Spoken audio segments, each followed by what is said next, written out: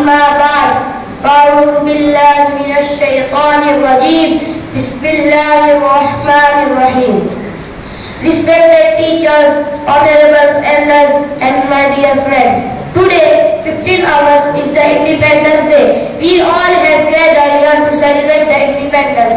Our elders have freed this country from the slavery of the British by sacrificing their lives and money. And they are celebrating Independence Day with great pomp.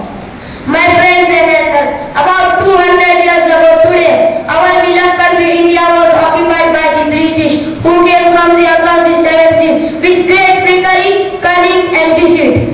They had slaves in the land. We were so bound in the chain of slavery that it was not an easy task to get out of it.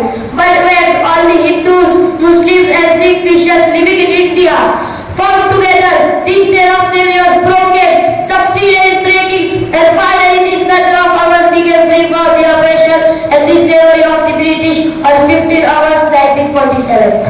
And now we all Indians are citizens of a free country. Since our country, India, became independent on 15 August 1947, every year on 15 August, Independence Day is celebrated with great fun. Assembly attendees, Hindu, Muslim and Sikh Christian people have made their great sacrifices to liberate this country. And if we say that the Muslims have the greatest sacrifices in the freedom of this country, it will not be wrong. But alas, wherever you go in India, whatever school, college, university you visit, wherever freedom program is held, hundreds of non-Muslim freedom fighters like Gandhi, Nehru, Bhagat Singh and Rani of Jhansi are mentioned.